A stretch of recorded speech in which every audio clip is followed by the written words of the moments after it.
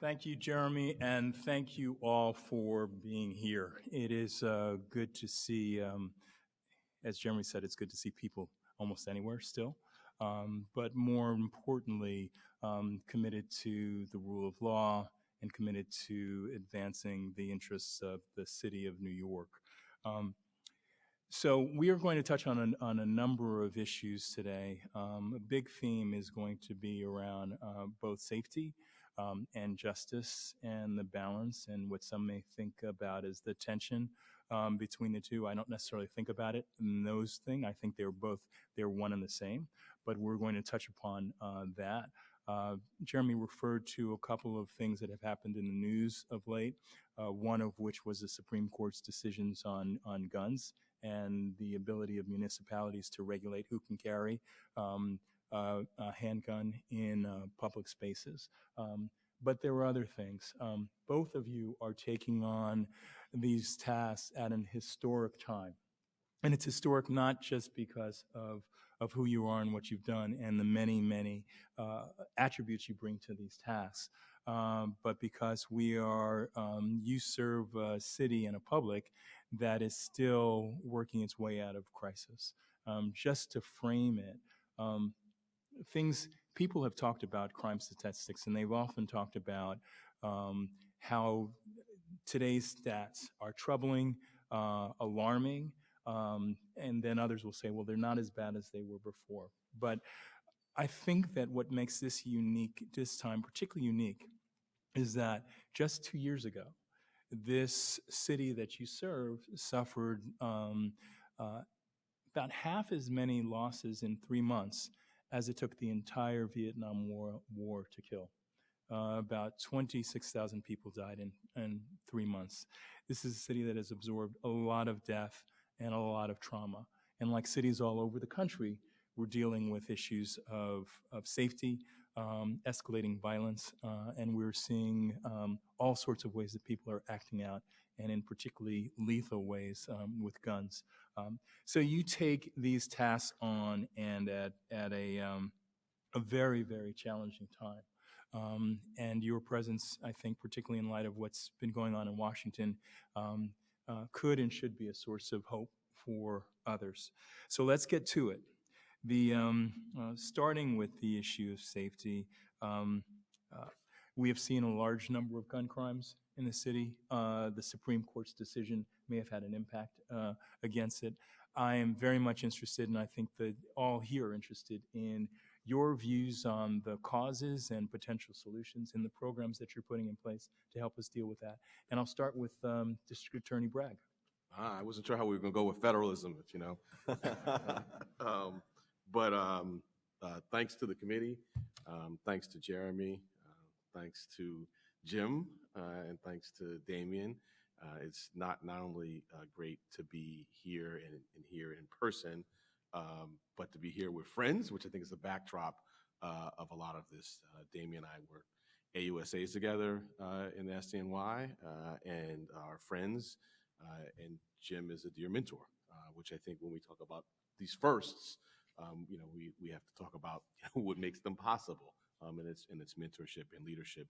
So guns is the #1 issue in the district attorney's office. I will lead with encouraging news, which is that this year in Manhattan, homicides are down and shootings are down. We have a lot more work to do, but I think that's when we start talking about the data and comparative, I think to compare it to last year, which was an abnormal year, of course, but trending in the right direction. I'll kind of start with what we were doing, almost do it chronologically. When we started the year, I appointed someone to an executive position really to coordinate all of our anti-gun work. We do gun possession cases every day of the week, generally with an assistant district attorney assigned, but we wanted to really coordinate that and really look at possession cases and turn possession cases into trafficking cases, and we've been doing that. In the last 3 weeks, we've had 3 cases, 2 with guns coming from North Carolina where we indicted those, and 1 with ghost gun parts coming from Pennsylvania. So paying some dividends. Another, I guess, theme of the night will be the federal-local cooperation. So we're meeting every single day in the gun violence strategic partnership with state, local, and federal partners, which is something that the Deputy Commissioner Chauncey Parker, who many of you probably know, was leading that effort, and that too has really paid dividends. So we're doing that sort of key enforcement work. In addition, we're doing a lot of community-driven work. And so we had a gun buyback last week where we got 75 guns off the street, partnering with clergy and faith leaders and violence interrupters.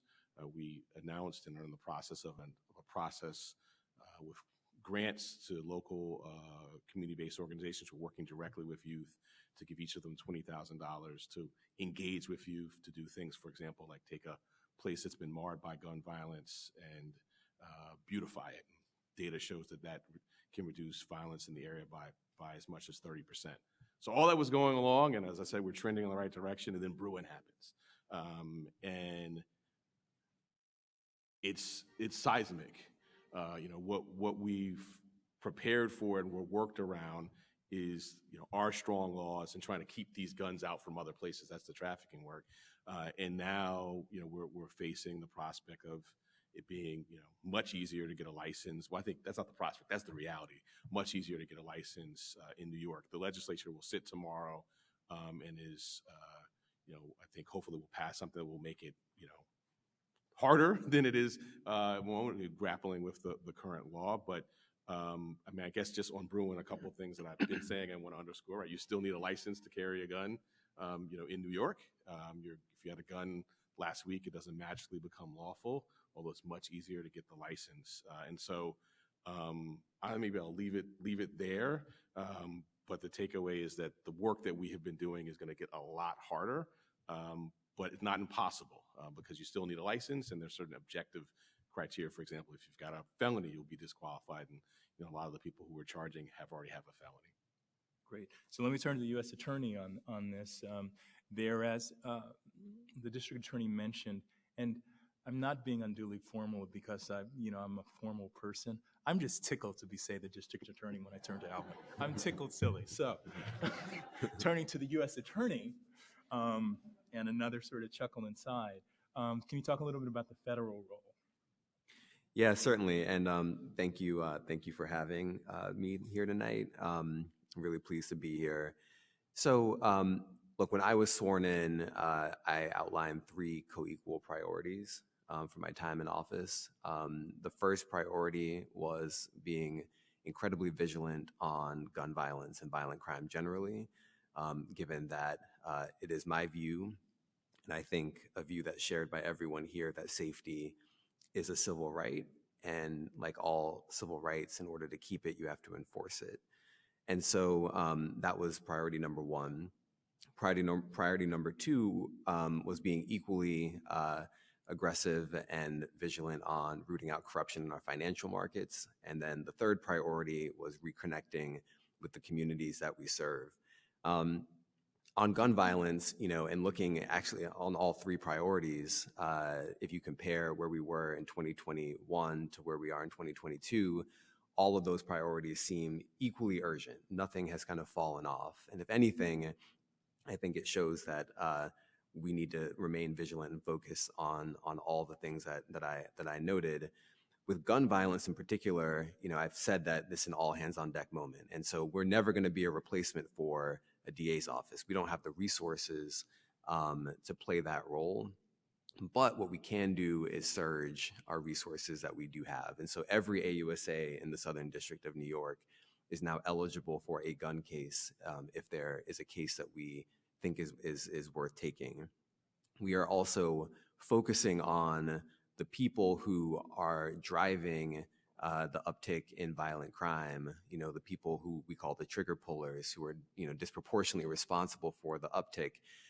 That's the thing that we can do really well, right? We are not in the volume business. I wish we could be more if we had more resources, but what we can do is be really targeted and data-driven and try to isolate the folks who are really causing a lot of the problems, and then work with our partners, state, local, et cetera, to really drive down those kinds of problems. And so one of the things that we are doing with increasing frequency is working on non-fatal shootings. And so that's, for instance, a shooting where only a shell casing is left behind, or where a bullet is recovered from a victim who doesn't want to cooperate. Those kinds of cases can be really difficult sometimes for some of our partners to work on. But we feel like we can step in and be really helpful to focus on those kinds of cases, because in my view, and I think this is a view that's shared widely in my office, those are the kinds of cases where it's a non-fatal shooting today, but it may be a fatal shooting tomorrow, right? The bullet could be meant for a rival gang member today, and it may hit an innocent bystander tomorrow. And so we cannot wait. Again, it's an all hands on deck moment. And I think you're seeing levels of cooperation that's unprecedented, at least in my understanding of how things have gone historically. Alvin mentioned the GVSP meeting that we do every day. We are communicating daily. We are sharing intelligence. I think people would be heartened to see the communication and cooperation among all sorts of partners, state, federal, local, to make sure that people are focused on the issues, right? So one quick thing, Damian, just to, because you're doing that government guy thing. What does the GVSP stand for? GVSP is the Gun Violence Strategic Partnership. And if you can imagine a big room with dozens of agencies represented, and people are communicating about shootings that happened the day before and sharing intelligence. What do we know about this shooting? What do we know about this person? What do we know about the history? What do we know about the gun? Where did the gun come from? Who else is associated with this person? And just trying to break down the walls that may have traditionally separated these agencies from communicating. Because again, if you are in the room together, if you are locked in unison, if you're really kind of focused on the problem and are literally communicating across a shared space, I think you can be more effective. And I think overall, it's the kind of model that should be spread across the country. Quite frankly, the president came and visited, the attorney general has come and visited to uplift the GVSP, to use the acronym, as a model for the entire country. And I think it's been effective. And I think it really just demonstrates that in this moment, we are working our absolute hardest to drive this down. Today, there was an announcement about an initiative on ghost guns. How does that fit into the levers that you need to pull to address the issue of gun violence? Jump ball. I defer. Okay. Well, look, ghost guns are an increasing problem. We've seen some regulation come out recently that's been helpful. But we're also recovering more and more ghost guns here in New York City. I think that's just a fact. And we have our eyes on it. Now, we've done some enforcement in the ghost gun space, and I think that's going to continue. They're becoming easier to obtain, and we just have to remain vigilant. But gun trafficking, it's part of the problem, right? I also want to make clear, New York is already awash in illegal guns. Ghost guns are add to the problem, but it's not as if ghost guns are the genesis of the problem of New York being awash in guns. And so I think it is not a thing that is going to divert our resources and attention. I think we have to do both the traditional gun trafficking work that we've always done and also be aware of ghost guns as an additional problem. It makes it very difficult to trace a weapon, right? And I think that makes law enforcement job harder. And anything that makes law enforcement harder, I think, is not good for the city. So we're dedicated to making those kinds of cases when we can. And it's part of the all of the above approach that we're taking. One of the very tough things about investigating gun violence is that it's after the fact, and at best someone has been missed, but often that's not the case. You had mentioned, Alvin, the use of violence interrupters. How has that program? What is the program? How has it worked? And is there something that citizens can do to advocate for more of it? Sure. Because that seems to be on the prevention end rather than on the investigative end. And I was just on the ghost guns, man, I would completely concur with Damian. One thing I just wanted to underscore, because I think that the term, ghost gun sounds like it's a toy, right? It sounds, they come in different forms, right?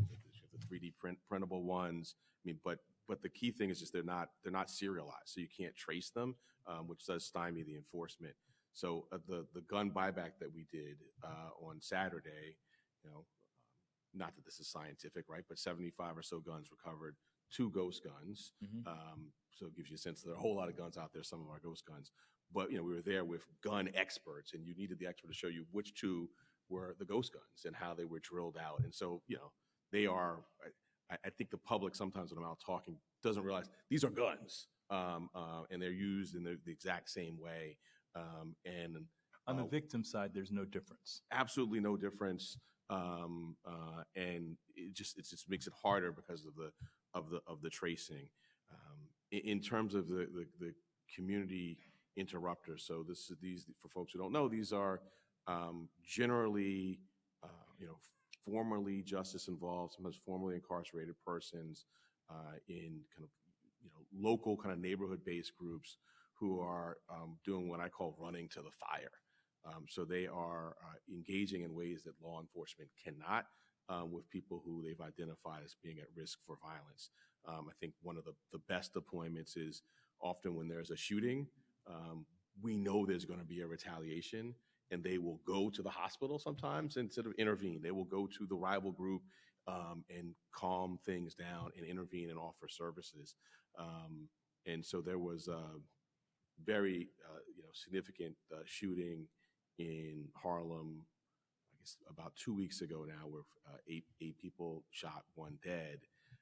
And that night, the response, the very sort of organic community-led response, was led in part by Street Corner Resources, which is a community interrupter group on 145th Street. And then I went there 2 days later to meet with them and talk about how we can partner. So I think there's ways we can work together, but there are different lanes, right? So they helped us get more guns to the gun buyback. We're talking about what we can do to, that site of that shooting, how to beautify it and how we can sort of reimagine the relationship. So what we're doing in law enforcement, obviously the enforcement side, but also help support the work they're doing, which I think is crucial to the prevention. So further on the prevention side, are there other tools that you're using to prevent it? Again, because we can't arrest ourselves typically out of it, and it does no good to the victim that we can bring somebody essentially to justice. How do we prevent there being more victims during this particular period? I think the main thing is identifying, and generally, people who are adjacent to, and we've seen it when there have been takedowns.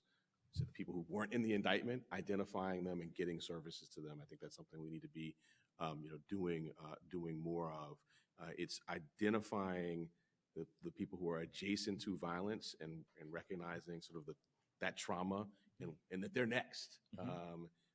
I think also some of it is some of these investigations take a long time, and moving the investigation faster in a more efficient way to get, as Damian talked about, the drivers and remove them can take someone who's teetering, get the main player out of it. I've been doing a lot of outreach, and going around, sometimes virtually, sometimes physically, to our precincts. And I had a meeting with all of the commanders for Manhattan North, and they could each tell you, and sometimes it's the same person because they're going back and forth between the precincts, like who the drivers are. They know, and they know who the people who are adjacent to, who are kind of hanging on. And it's, but they're not necessarily in a position to. So it's kind of siloing off the information to people who can then say, look, you run with that. We're going to enforce. We're going to get the people who are driving the violence, but using the community tools. Sometimes that's clergy. Sometimes it's the Cure Violence community interrupters. Sometimes it's things that we've funded, and when I say we, I think many of you may be familiar with the forfeiture funding that my office had, which is it's not what it was, but it funded a lot of programs in this space over the last several years. Great, Damian, you mentioned that one of the 3 pillars of your term would be reconnecting with the community we serve.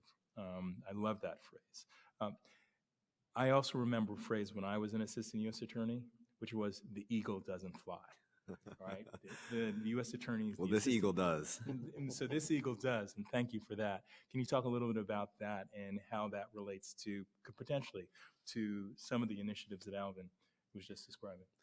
Well, yeah, certainly. Look, I think I've had a long held sense that in the Southern District of New York, even though we have been excellent for generations at doing what we do, Jim is right. There has been a term that the eagle doesn't fly. That means that we stay in our building, right? People come to us. We don't go to them. Now, I think people cite that as a point of pride. I actually see that as a point of weakness when it comes to leadership. I think that the symbol of the U.S. Attorney in the Southern District of New York existing outside of the building, talking to people and making sure that they understand that they are important to me and that my engagement is not limited to the people who have access to me because they can make an appointment and come into my office, and that people who are impacted on a day-to-day basis by crime in the city. And it's not just criminal justice, right? There's a separate, on our civil side, environmental protection, consumer protection, all the ways in which people are impacted by wrongdoing, right? That's law enforcement too. It's just not criminal enforcement. I think it's important that they understand that I care about them and that I am there to serve them. So my goal as U.S. Attorney is to live outside the building as much as possible. Now, have I been able to do as much of it as I want? No. But I am keeping myself, holding myself to a high standard. Recently created a position that is dedicated to that type of community engagement who will work directly with me so that we're getting out there and that I'm connecting with people, meeting with community groups, doing my absolute best to make that a part of my daily existence, thinking about this constantly. That's the goal. That's the goal. And I'm going to grade myself based on how much I'm able to do. So if we're to grade it on a curve, you're already at the top when you compare to your predecessors. But I want to give you a chance to lift up the voices of the people that you have been hearing from. What are the things that you've heard when you are out in community? What are folks' concerns? Are you hearing about how the loss that so many have gone through has impacted them? Yeah, so I'll point to one example in particular. I mean, when we are meeting with folks, for instance, in the AAPI community, and there have been the rise in hate crimes against all sorts of folks. There's the rise in anti-Semitism, rise in anti-Asian violence, rise in all sorts of hate incidents. But there's a palpable fear that some people are feeling, right? Where they don't know whether or not they are next, when they don't know if it is safe for them to ride the subway or if they're going to be the victim of a random attack. I mean, nothing good comes from a place of fear, right? And I go back to the point that I made earlier that safety is a civil right. And if you do not feel safe, it's very difficult to exist in your own skin in your society, right? You just don't feel comfortable. And that is a palpable thing that people are feeling. And we have to see them. We have to meet them where they are, right? Hear their concerns and let them know that it's important to us too. And so one of the things that I did early in my tenure was create a civil rights unit in the criminal division of the U.S. Attorney's Office. And we don't really create new units frequently in SDNY, but I did here because it was important. I think it met the moment. There was a need and there was a desire, and so I did it. Now, that is the kind of thing that I feel like I'm able to do in part because my willingness to engage and hear people and hear what they need. And I spent a lot of time before I took over this job on a listening tour, effectively, talking to all sorts of people from all walks of life about what was necessary in the moment that I was entering. And this is some of the fruit of that. Well, since you mentioned hate crimes in a variety of forms, let's talk a little bit about that. I have the sense that not all incidents, assaults are reported. Some people are simply absorbing it. My daughter told me recently of two of her friends. One has been spat on but didn't report it. One has been slapped and didn't move forward. So how do you first get a sense of the magnitude of the problem and then develop strategies because there's both federal and state jurisdiction, develop strategies for helping people to come forward and actually drive this heinous set of crimes down. Alvin. So, first I think you have to state it as a priority. So it's something that, I stated as a priority, and we asked for from the city council and the city hall and the budgeting process, and got $1.7 million to expand our hate crimes work. Because as I was going around, it is in some ways it's the tie that binds, right? It's every community is feeling this, and when you talked about sort of the comparison to the 80s and the actual data, the thing I'm hearing a lot and feeling as a New Yorker is the randomness. There's the difference between the gazelles that we used to see in news in the 80s, or the chain snatchings, which was clearly what the motive was, to get the chain to sell the money, and more sort of random acts. That's the feeling and the feedback I'm getting from it. And I think the place we see that most acutely is in the hate crime space. And so we asked for, we got it, and we're sort of about to implement. A big piece of the money is to invest in the outreach and language abilities, because it's trust. And so it's, we're right, our office is right in Chinatown, met a lot with AAPI leaders, and talked about just the trust in law enforcement, being able to trust to report and come forward that something will be done.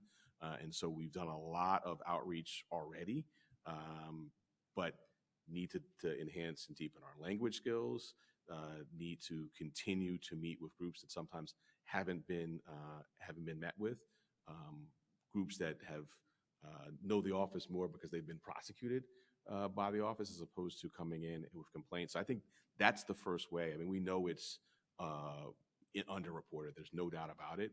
And the way to do the reporting is to really, really, really be out in dialogue, and then also show your work.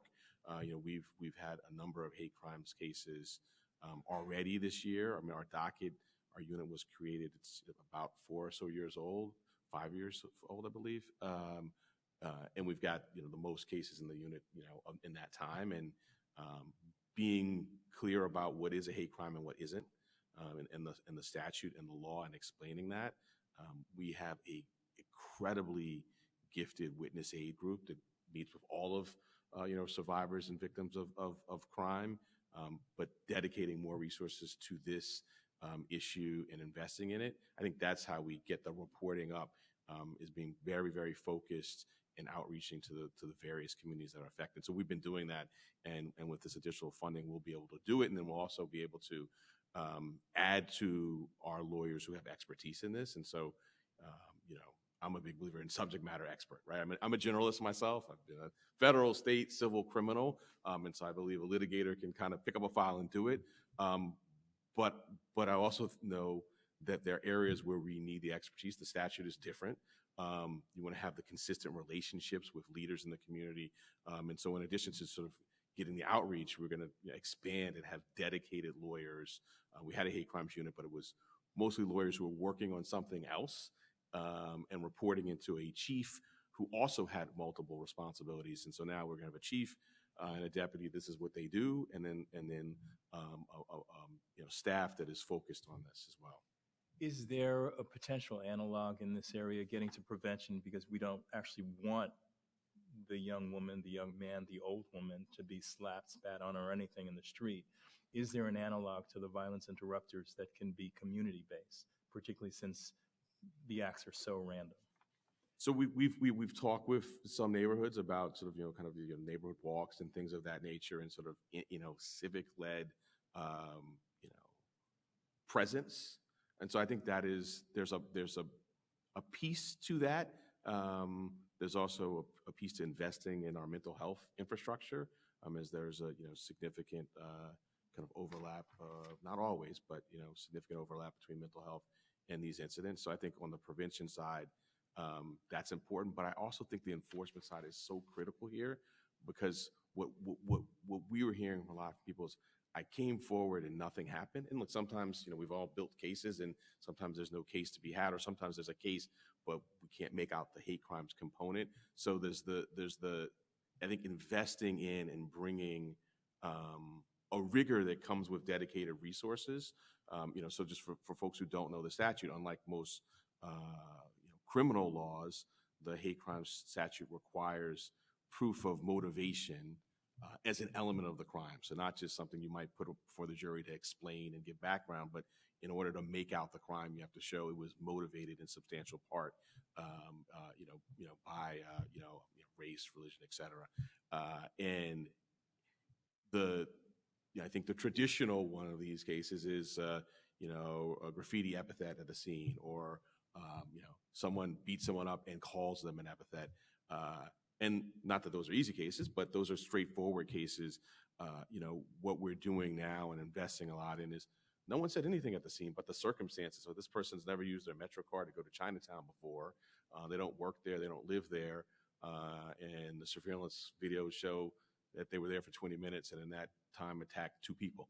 All right, well, we need to pull all the social media, all the emails, all the texts, and take an approach that from the outset is not ruling it out and saying, oh, this is an assault, we don't see anything, from saying, we don't know what it is. So we're going to pull everything. And that's why we ask for the resources, and that's how we plan to deploy them.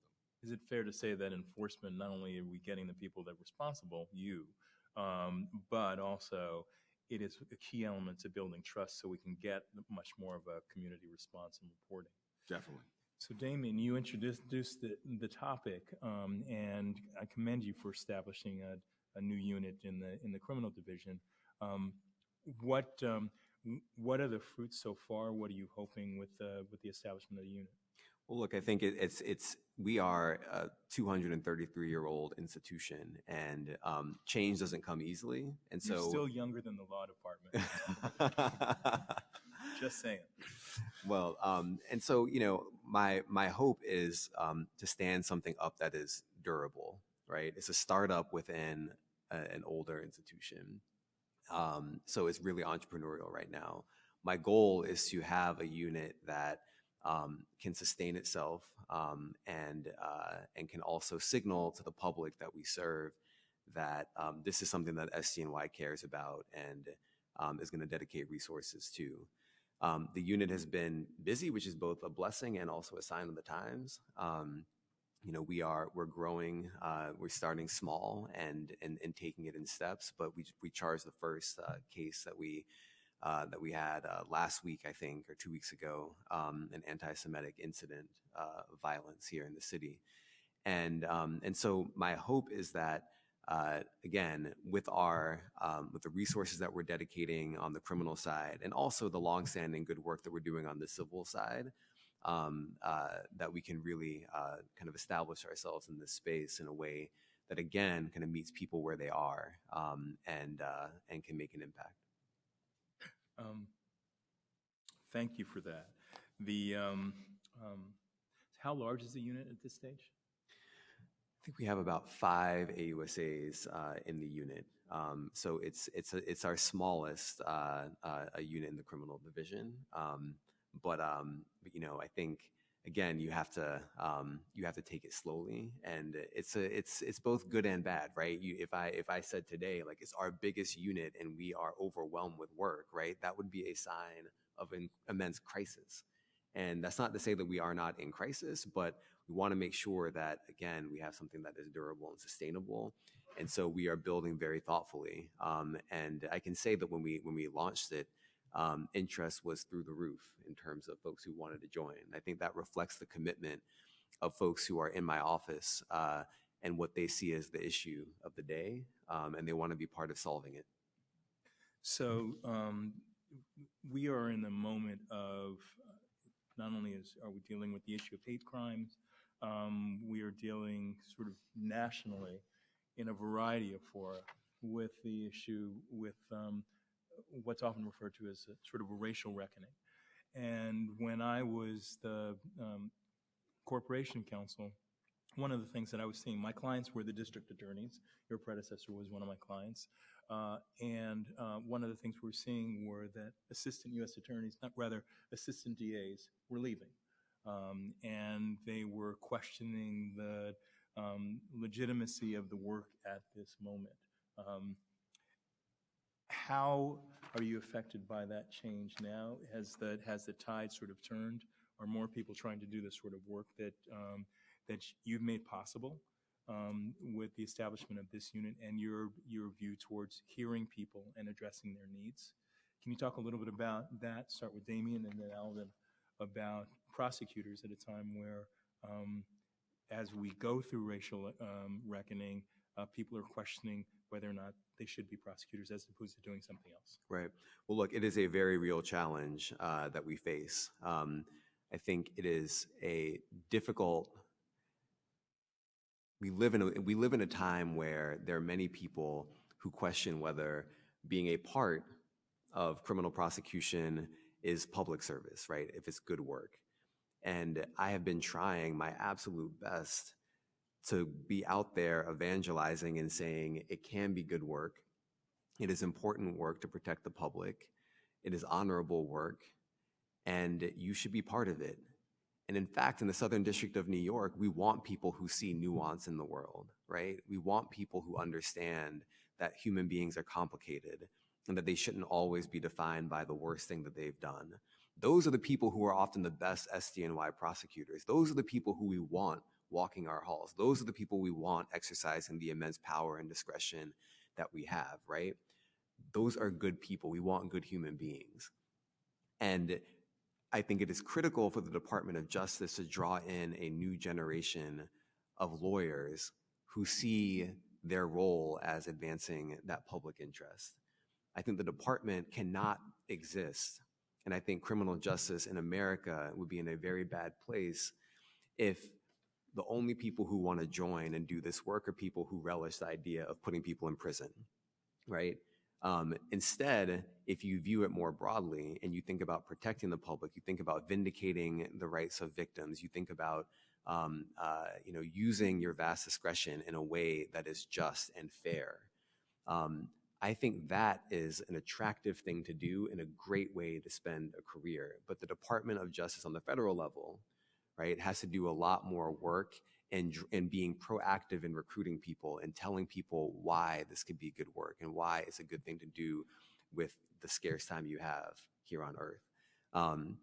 So as U.S. Attorney, what does that mean for me? It means that if you were to have a peek into my day, I will sometimes spend a tremendous amount of time doing one-on-one career recruiting, right? If there is the other day I was speaking to an incredibly talented Black woman clerking right now, wants to do work potentially with the department. I spent an hour on the phone with her talking to her about what it is like to be an AUSA and why that work is good work, right? I think it is just as important for me to invest in people, and I may not ever see her, right? She may not ever work for me. She may go end up working in the Eastern District or in DC or in LA or go work for Alvin. I don't know. But the bottom line is, I think we have to do we need to redouble our efforts to draw people in, right? Because it cannot be a situation where the good people don't want to join the Department of Justice. Alvin. So I'm chuckling to myself first because you want to go back and work for him? No. Because he may not even know it, but one of his summer interns, I spent about an hour on Zoom making my pitch, respectful, talking as a former assistant about SDNY, but also about what a Manhattan summer internship could be. And I thought, it ended, and I saw the gleam in the eyes. He's going to come to Manhattan. And then the next day, she's like, I'm going to go work with Damian. So I think he's doing all right for himself in recruiting. I want to answer. So show us your stuff. Which means next time I have to wait for 2 hours. I want to answer the question first operationally, and then sort of get to the kind of more of the kind of principle underlying it. So it's a challenging time to be a prosecutor. I think in particularly a local prosecutor, and particularly a local prosecutor in New York, for some of the reasons that have existed forever, right? So our pay, and then the fact that at this point you could leave the public sector or the private sector, go to the private sector, and work from home in your shorts, and that kind of flexibility is not the same in our jobs. And then, as many of you may know, also sort of additional, early disclosure rules set in place by changes to the New York law, which I think the spirit of that I agree with, but we weren't funded, so we've kind of, have IT needs, and so that's putting pressure. And when I started, I'd say So basically, for the non-criminal practitioners in the room, we're talking about discovery. Early in a case, much earlier than used to be the case before. Exactly. Within 15 days for initial disclosures, but without the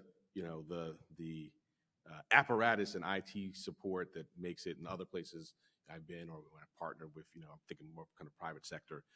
So that those are sort of our kind of, when I'm hearing about attrition, it's not the sort of principle of, can I do this job, or sort of existential. It's more like, look, I'm asking these questions about where I want to be because of COVID, and do I need to make more money? And this job has sort of changed, and I haven't been around people the same way. I haven't been meeting with witnesses.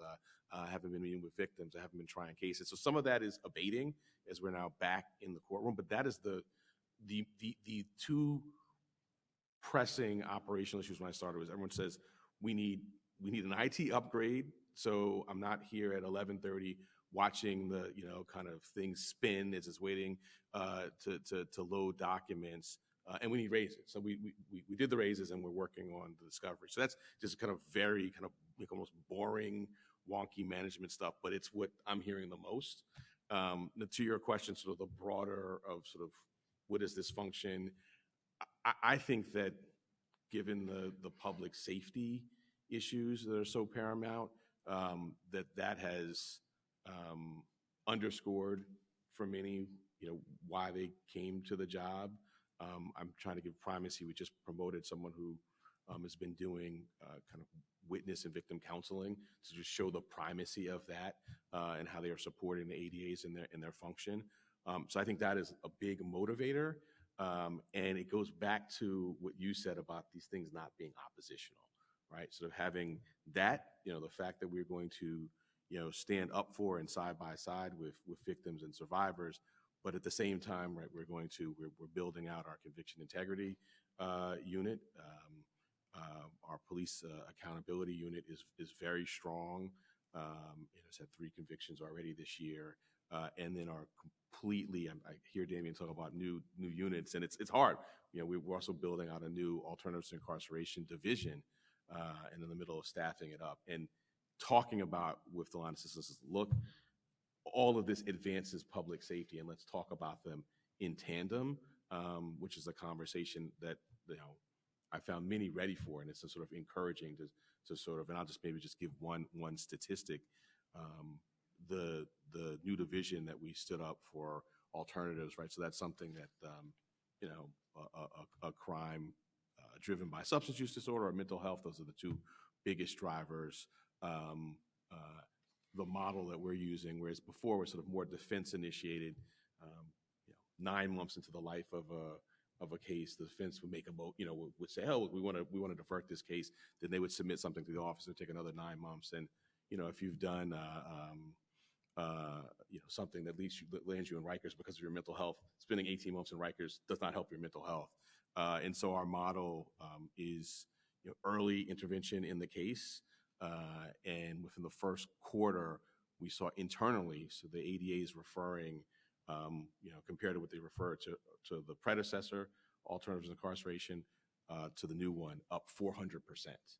So to me, that's, the folks who came here to do the core traditional public safety work, also saying we see the value of this, and in some ways, I think we're waiting for some of it. And to me, that's what gets people. That's the sustaining to say these are not oppositional. We're going to do them at the same time. Can I say one thing on that, just to interrupt? I think it's important for people to understand that, to your point, Jim, and to what Alvin was also saying, it is a false choice between sensible criminal justice reform and vigorous law enforcement, right? People want both. I think people deserve both. And so you don't have to pick one or the other. It's not either or, it's both and. And so I think we can acknowledge that, we're in a moment where people have questions about legitimacy of certain actions, and that's okay, and we can address that, right? We can deal with that. And you can also acknowledge that we're in a moment where vigorous enforcement is needed, right?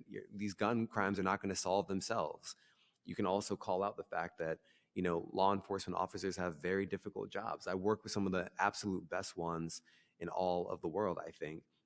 People who are incredibly brave and are also incredibly wise and are empathetic at the same time, right? We should have high standards for law enforcement, and we should also have high standards for ourselves as prosecutors. So, I reject the false choice. I think you let it off perfectly. I reject the false choice between, vigorous enforcement and making sensible reforms to make the system better, right? We should do both. And I mean, that's not something that's not original to me, obviously.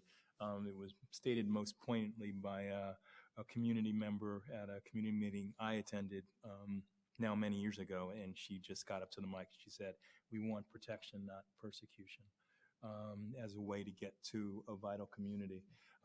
I understand that the new discovery rules or disclosure rules have been an impediment, but it is fair to say that there are many in law enforcement who have been frustrated by bail reform. And so I want to give you a chance to address that, particularly thinking about some who have argued that bail reform has had an impact on recidivism and an impact on crime in the streets because people view it not as having consequences. Yeah, this is off talk about. I was actually meeting with a group of business leaders this morning, and this was one of the subjects. As I mentioned to them, I think a disconnect in the conversation has been that it's often looped in with what we started with, guns. And at least sort of in Manhattan, when we looked at the data and the practice, while there was some change on bail for guns, the overwhelming majority of the gun cases we're doing, which I think is the number one priority for the borough, they're bail eligible. So we're getting bail set on them. We are seeing more people being able to post that bail, and I think that's because of the dynamic of sort of the interplay between what we're seeing on white collar crimes and sort of more cash being available, and the people who are doing some of the drivers of violence having money. And so I think we need to sort of look at that, maybe do surety hearings and see where the money's going for in a more vigilant way. But I think as to sort of that, tranche, the sort of serious violence that we are, we have the tools, we're asking for bail. And so that part of the conversation, I often see it sort of glommed together in the public is I think a bit of a red herring. The more challenging issue is for the sort of the day in, day out, kind of our retail theft crisis, which I think also, we're seeing kind of shoplifting increase. And in that context where, anyone who's practiced in kind of local court will know, that's the kind of thing that the bail was never set when you steal, $200 worth of goods. But I think we're starting to see, because of the pandemic and mental health issues and frankly, some people are just opportunists, the repeat, and sort of what do we do about that? And so I think that we divide into sort of, some different groups. There's some folks that we need to be connecting to services, and we're ramping up the supports in our office for that. And then there are some who are doing it repeatedly as a business model. And we see it because we're also doing some investigations on the fencing of these products and looking at the back end and trying to hold the people who are, selling the stolen goods, in bulk, sometimes online, sometimes in brick and mortar stores. And for those folks, we sort of have tools. We're looking, you can aggregate if you're sort of doing this as a course of conduct and stealing, our threshold for petty larceny, the grand larceny is $1,000. So if you're doing, 500 here on one day, and then you go back and do another 500, then another 500, looking at a charge that in a way that sort of captures all of that harm, and then maybe bail eligible. So I think that's where I just like to compartmentalize between sort of the types of crimes. And I just think that's when we have that conversation, we have to, talk about the reality of what I call the cycle, right? So, someone who, the traditional way this has been handled, someone does a crime like that, the retail theft, and they go to Rikers for 45 days. And they come back destabilized, and they basically come back to the same store, the same block. And so trying to disrupt that cycle and jump in with services where appropriate, but still mindful that for some this has become a business model, and for them we need different, more traditional tools. So just going to the idea of shooters, getting back to safety, who are nevertheless bail eligible. Do you see a benefit? And actually, there are multiple ways that you two could potentially cooperate on this, to either suggesting it be removed federally so that some of those individuals can be detained, or would you like to at least have that tool, or do you feel you have that tool? So I don't have the specific data in front of me, but if you're discharging a weapon, that is where we're definitely making a bail application. And in Manhattan, it varies a bit by borough. Manhattan, that is something that our bench is receptive to. Mm-hmm. So for particularly the drivers of violence, this goes back to I'll use the acronym since we've already defined the term, GVSP,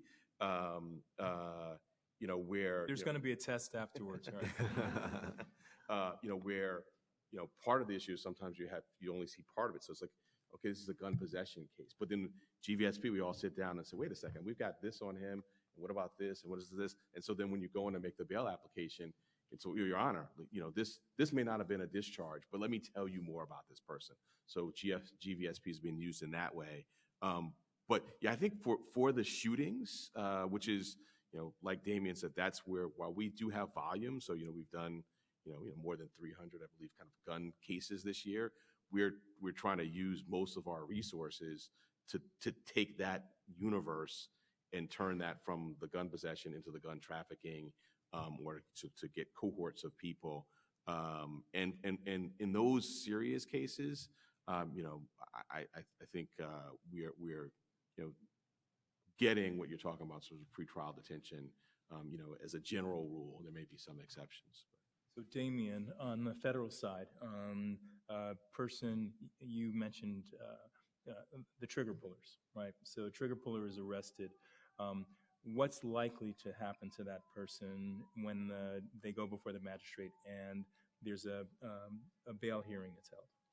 Well, in the federal system in the Southern District of New York, that person 9 times out of 10, frankly, I think 9.9 times out of 10, is getting detained pre-trial, because we don't have cash bail in the federal system. No one is being detained because they cannot afford to pay.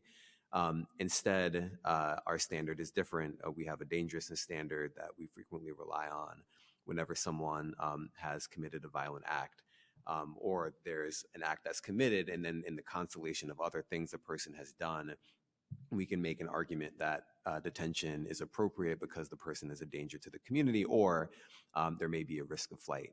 But ability to pay is not one of those one of the factors that's considered.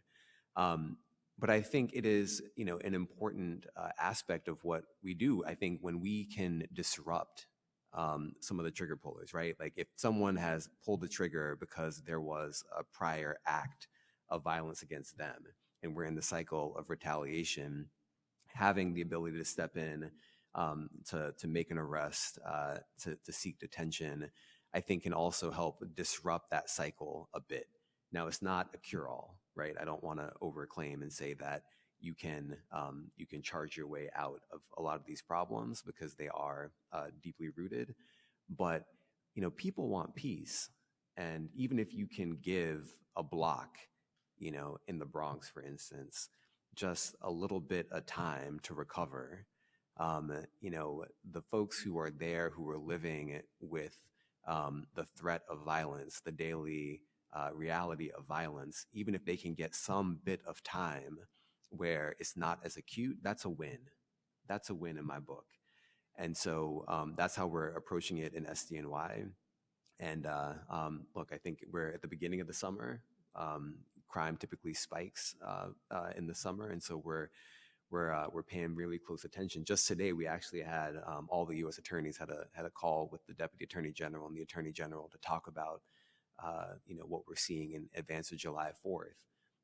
And the potential for violence. We're really focused on this, and we're doing our absolute best to make a dent wherever we can.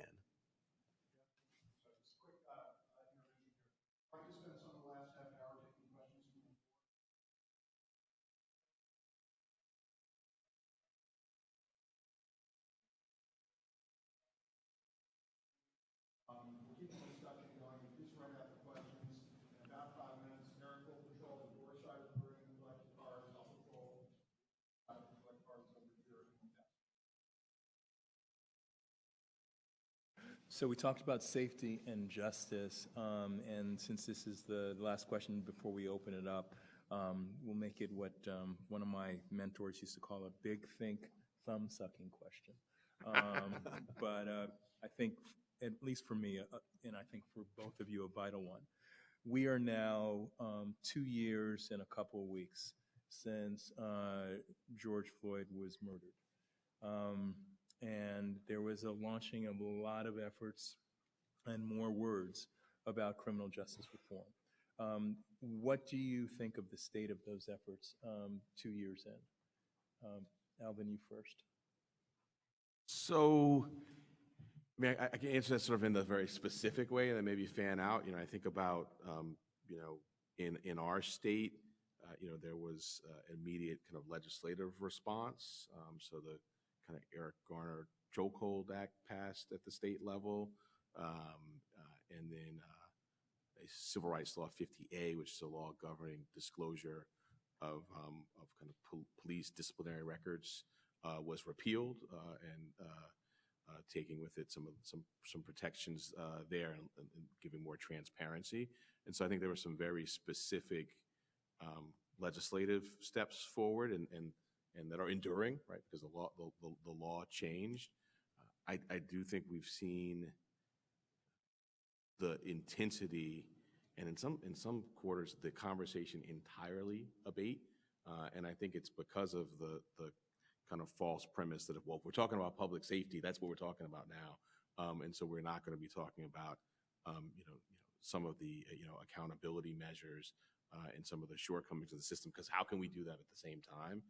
And so I certainly view it, as part of my role, someone who spent, almost equal times as a civil rights lawyer and as a prosecutor, to be talking about that in the office as someone who's new to the office and publicly.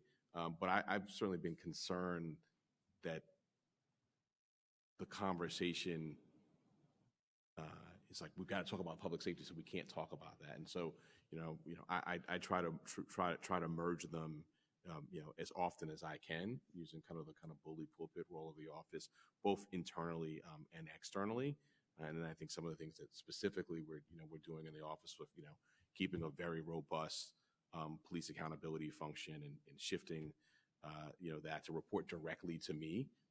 One, to show the kind of primacy, for the office. Two, to show its independence, and three, because I've got some expertise in that area. So I think that's important.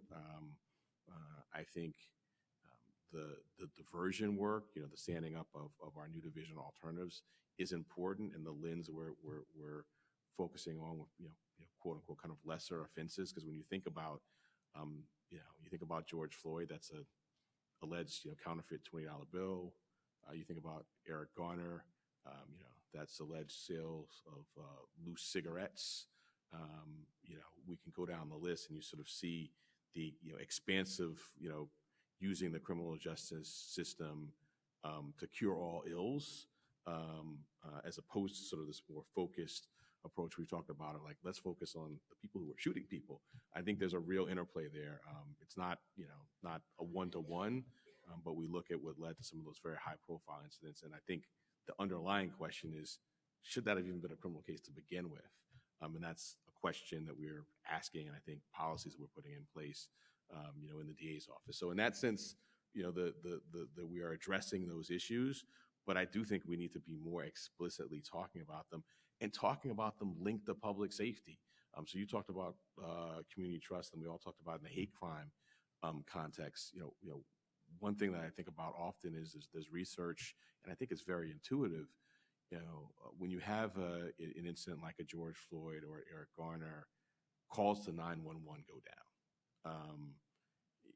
It affects the reporting, and it affects the policing. I've definitely had matters where I have not been able to elicit in as efficient a way, and ultimately able to get their information from people who've had negative experiences with the system. So these measures, these are our witnesses, these are our victims, they affect all of our safety. And so I think talking about them as things that are consistent with and advance the public safety conversation that we're urgently having and need to continue is something that I'm trying to do.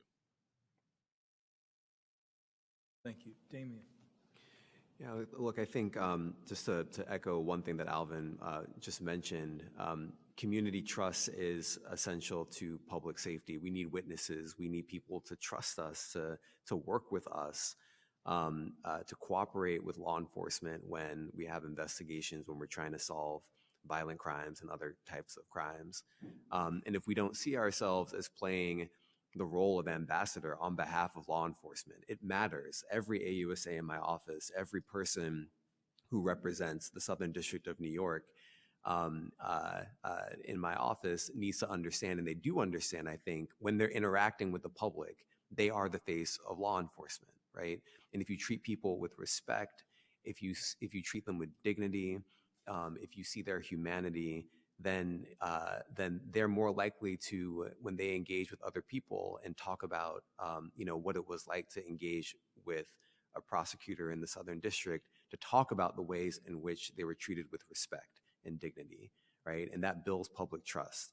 That's important because we can't make cases without the community. It's just not possible, right? It's not possible to go to trial and, call a couple of law enforcement agents and, put up a chart and, offer some other things and say, now the guy did it. That doesn't work, right? You need real people telling their stories. You need victims being prepared to recount difficult moments in their life.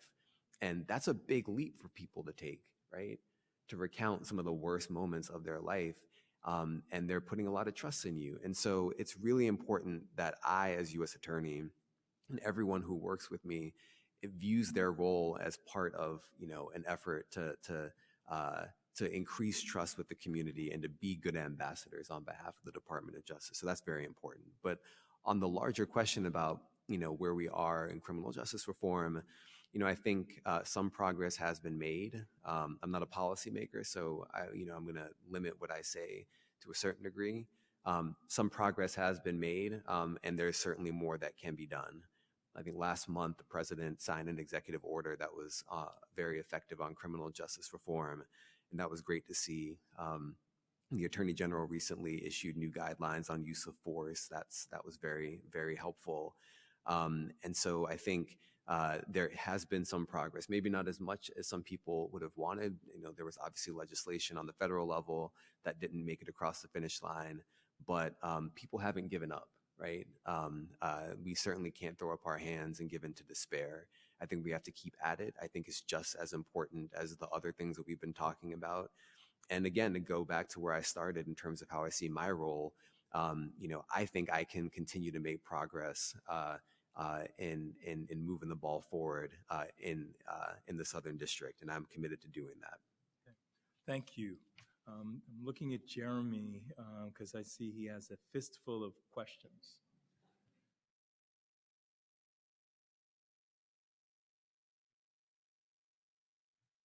And there may be more coming.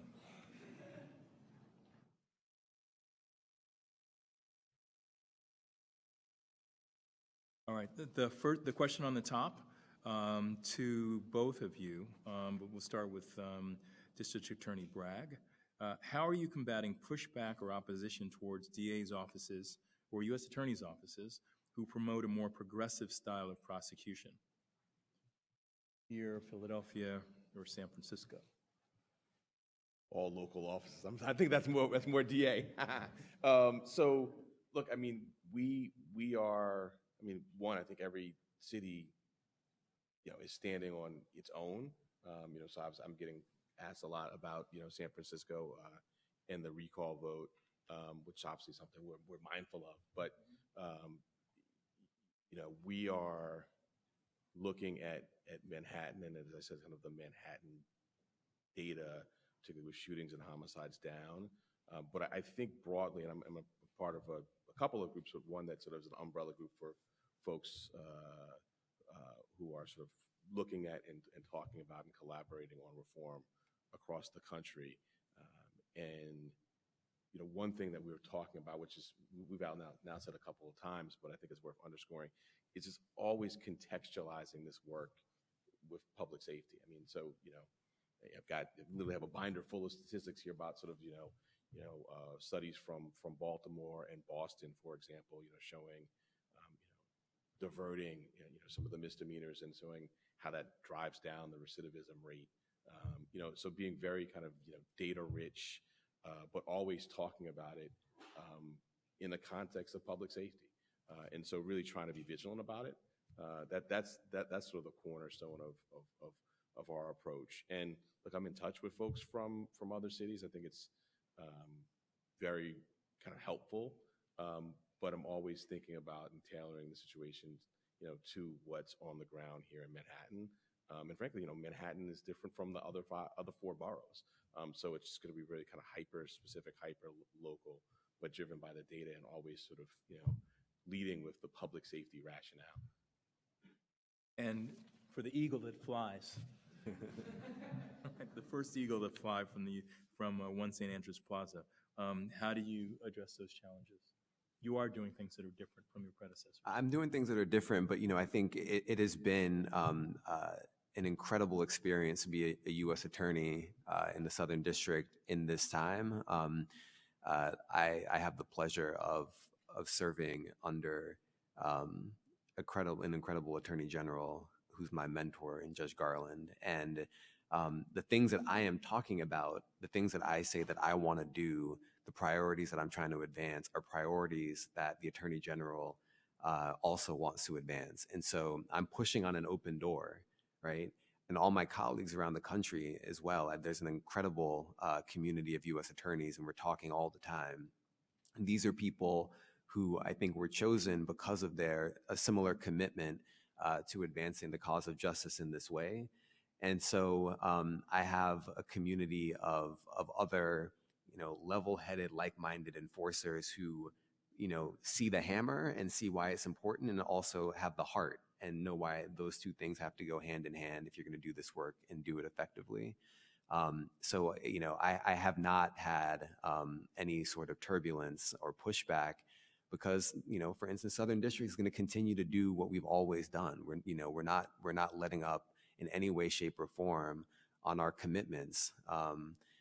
We're always going to bring the same energy to the work that we do, but it doesn't mean that we can't also, right, engage and be thoughtful and ask ourselves, how can we be even more effective in the ways in which we protect the public?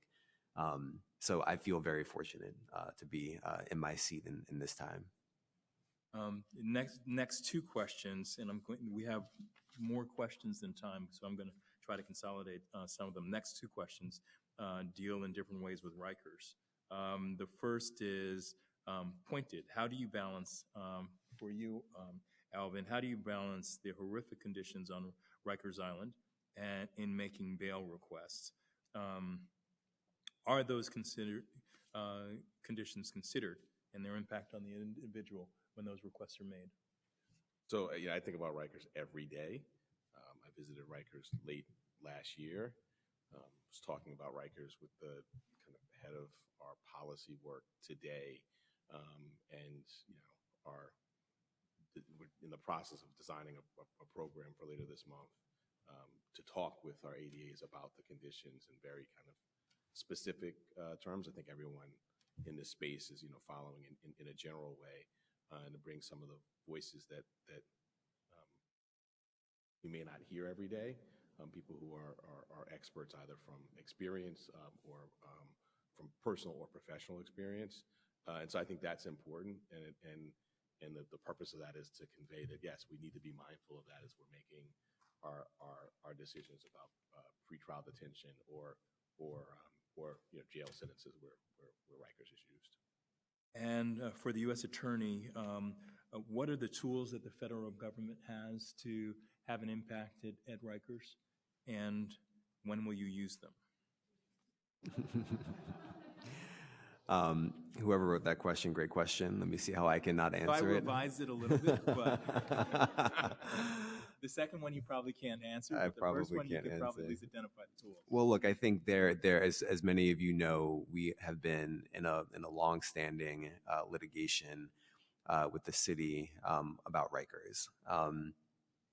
When I took office, when I was sworn in, the very first briefing that I requested was on Rikers because it is in crisis. It's been in crisis for a long time. It's a crisis that the current Adams administration did not create. They definitely inherited it, but nonetheless, it's one that has to be solved. There's been a monitor in place for a while, and as you probably know, or some people probably know, my office has been, I think, increasingly vocal about the ways in which we have to be thinking creatively and aggressively about how to solve the issues on Rikers. I am monitoring this very, very closely. I know that the mayor has been also monitoring this very, very closely, and it's a leadership moment for him, and I think he views it as such. And I hope that we can make some progress because, again, when people, I've said this before, when people are detained, they don't check their rights at the door to be kept safe, and it's our obligation to make sure that that part of the punishment, right? Because these are people who are in pretrial. The part of the punishment in the criminal justice system is not inhumane conditions, right? No one signs up for that. That's not part of any criminal code. So Rikers continues to be a problem, and we'll see what happens in the coming weeks. I have not yet visited Rikers, but I do intend to lay eyes on it firsthand. But it's the Gordian knot that hasn't been untied. But I intend to make sure that we do everything we can to help get it to a better place. Thank you. The next question is about transit safety. It's a huge New York City issue. Sunset Park subway shooter was charged federally. So the question is, how do your two offices sort out the responsibility for underground safety? So, in the first instance, I view all cases in Manhattan as ours, and I don't know that we've collaborated on in this space just yet. This has been a significant priority.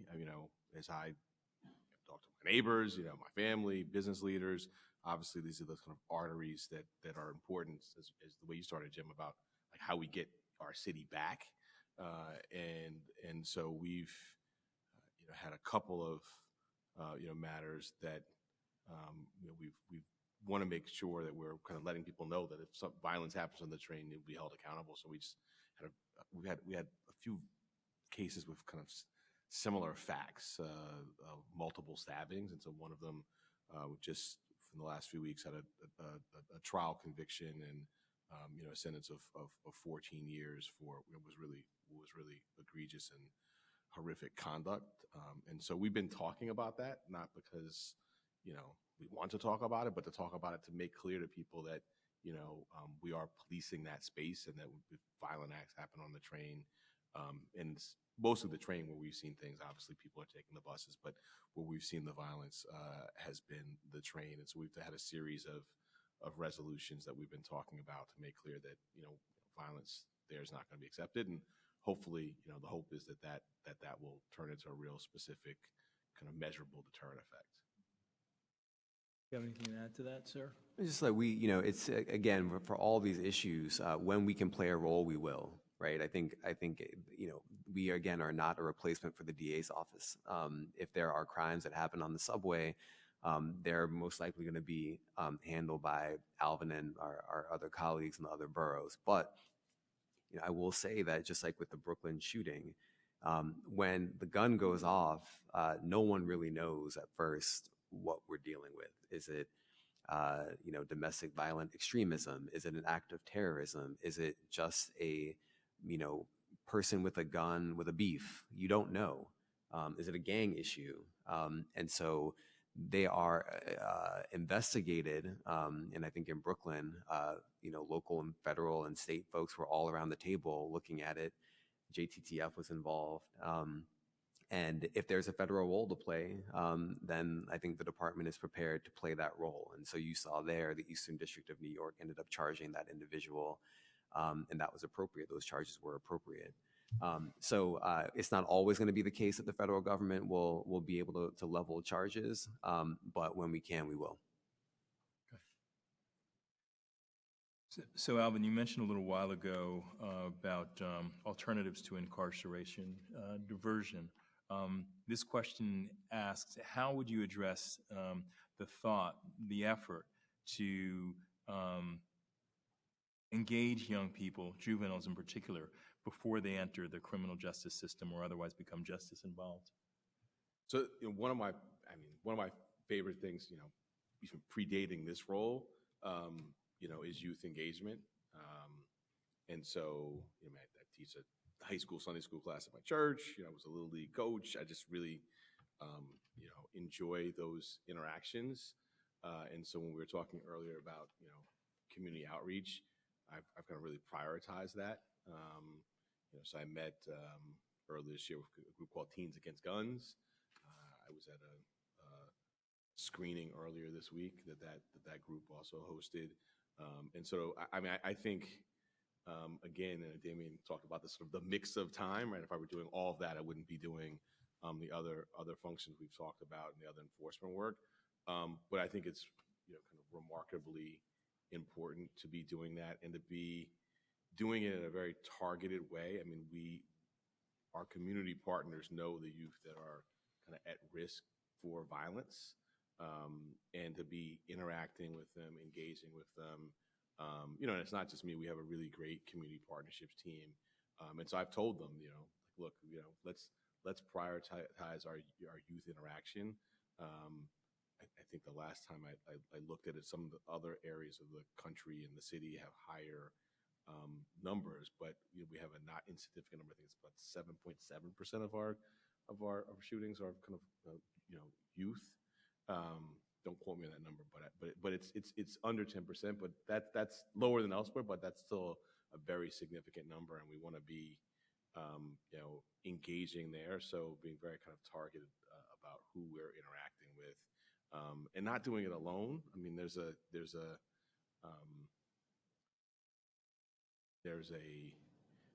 I think power that comes with doing it with our community partners and showing up together and showing that, like, again, to go back to some of our themes, like, they're there in the sort of community hat, and I'm there in the law enforcement hat, but we've got the same objectives, and I think that's a powerful message to be sending to our youth. There's a question on Bruin.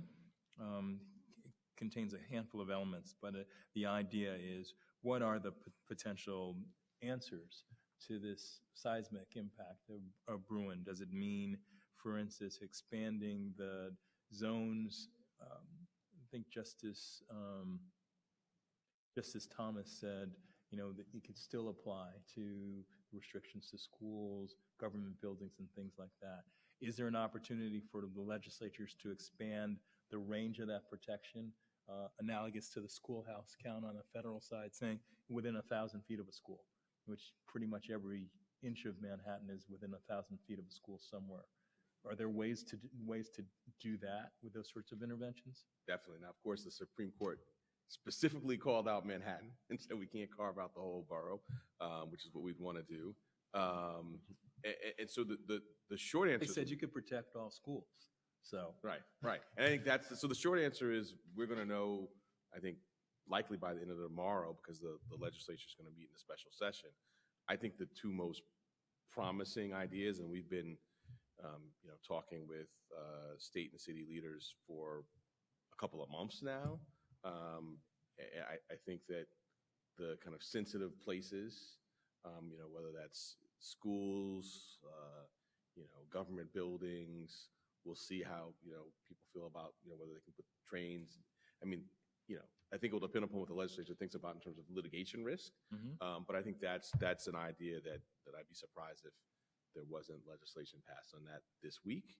But that's not my bailiwick. That's just sort of my thoughts based on what I think will happen. The other one that I think has promise, borrowing from other jurisdictions, is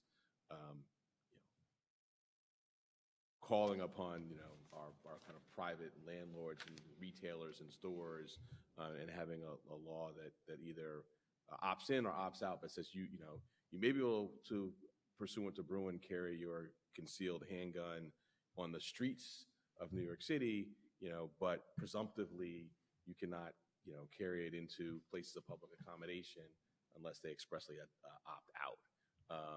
I think that's an idea that has a lot of promise. It may have some on our end. May have some enforcement challenges, us having to show maybe knowledge, so you probably need some signage. But I think that's an idea that I think is worth a lot of consideration, because it doesn't save the street interaction, but I think would cut down on people moving around. If you can't go into your restaurant, you can't dart into Starbucks, you can't go wherever. It would limit, I think. I also would hasten to add that we are talking about, you would still need a license, right?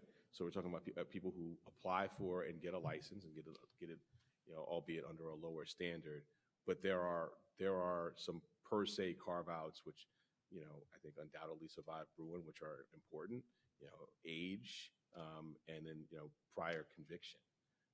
So a number of the cases we have involving guns, the gun holder or the person who discharged the gun has a prior felony conviction, and so that person's disqualified, from getting a license. So I think that's an important, just kind of when we think about the context of who's affected, an important thing to keep in mind. We have time for really one wrap-up response, and so what I'm going to do is follow up on two things that both of you touched on for the wrap-up question. Damian, early on, in response to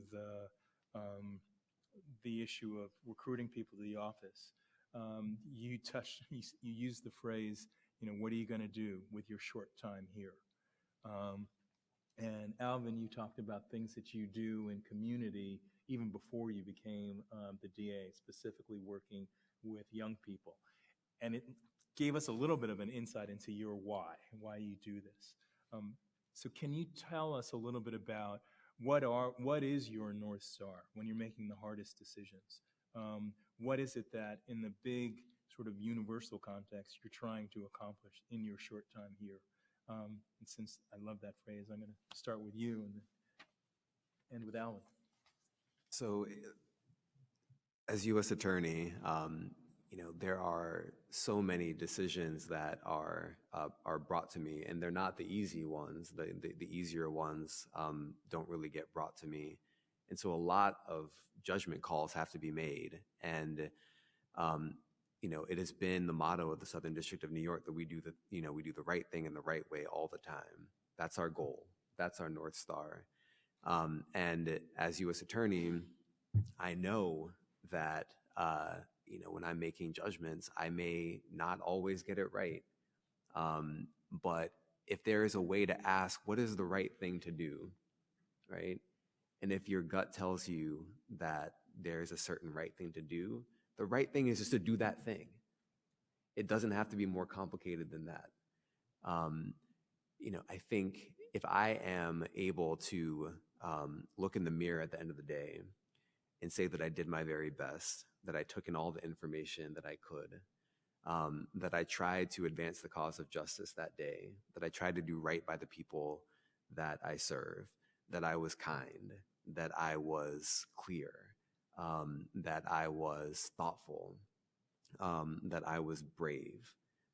If I can say all of those things at the end of a day, then it was a good day, even if the day included all sorts of things that are otherwise difficult.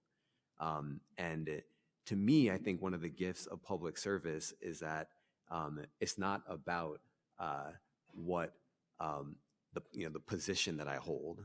It's nice having a title, but that's not really it. I feel like I'm the one who's been given the gift. That's why I call it a gift. I'm receiving it because I get to be in this position to serve other people. As a federal government employee, there are times when the government shuts down and we don't get paid. And I always say, I do this job for free. And, from time to time they test us. And we do it for free, but I don't look at my bank account because, again, I'm getting a gift every single day. So that's why I do what I do, and there's magic in that to me. That's why I think that people should be open to and to coming in our doors and seeing what it's like, because I think there's something really special about it. Thank you for that. Alvin. Of course, his check is backed by the U.S. Treasury, and so he's they're good for it. So I think in terms of the North Star, I think the folks who are most affected, and they come in sort of that's our survivors, that's our victims, and then I also think about our in terms of how you get to the yes. It's thinking about them and consulting them, and then our subject matter experts. And for me, sort of as someone new to an office, and the breadth of the work, as a generalist, I sort of know what questions to ask. I'm very fortunate to have so many subject matter experts to lean on after I ask those questions. But maybe it's just sort of close and sort of the complexity and sort of kind of in a sort of very kind of personal way. And I don't want to speak for Damian, but we are friends, and we've talked about this role and its impact on family, and we both have children. And I think about youth broadly, and sometimes I use my own children as placeholders. And so the sense of sort of how one person can be both affected by what you call kind of the George Floyd, and also at the same time affected by the public safety, and how they're sort of intertwined. I think about sort of my bookends to COVID, although I know we're still in COVID. At the very beginning, my son, who was then about 10, maybe 9, and astute, bright, was following the science, told me, Dad, I don't really want to wear a mask. I said, what do you mean? Like, you don't want to get sick, right? He said, no, but I don't want to get shot. I don't want someone to think I'm a robber and shoot me. 9, right? So think about all of that to get to that at 9 and how that hits you, as a parent. Fast forward, and this was after, I think I knew I would be DA. I can't remember when it was, but sometime in the fall, was actually out in Brooklyn. I try to leave the borough seldom, but I was out at the museum looking at the Barack and Michelle, when that was on display at BAM, those drawings, and my phone started blowing up. There was a shooting on my block, and a very significant shooting, more than 20 rounds, broad daylight, people scattering, and so my neighbors were texting me. By the time we got back to Manhattan, the NYPD had secured the scene, the yellow tape was up, and of course, I've been to a crime scene professionally. I've actually, been in the middle of kind of having crime happen as a youth, and had it affect me that way. But to come back and be with my whole family, but to kind of focus on my son, who was at that point then about to turn 12, and to have to navigate with him, literally, avoiding shell casings past the yellow tape to get to our home. And to me, it just sort of struck these bookends, kind of the way COVID started and the way I thought it was ending at that moment. Same kid, right? Doesn't want to wear a mask because he's scared he may get shot. Those are our sort of George Floyd sets of issues. Same kid at home with his parents, with his dad, who's about to be the Manhattan DA, scared, about his own block. And so to me, that's the merging of, those issues and how they are really at one. And we see that in so many of our victims and our survivors. They've sometimes in the same week, they are the victim of a crime and a defendant. And so just the how those issues merge, and particularly how they affect, and of course, I think first and foremost about my own children, but as placeholders for like, how is that affecting all of the children who've had the real trauma of losing years to COVID, but then also trying to balance, as you said, the George Floyd issues and the public safety issues. And so if I had to pick one North Star, that's it. Mr. District Attorney, Mr. U.S. Attorney, thank you for your thoughtfulness. Thank you for your time, your candor, and your service.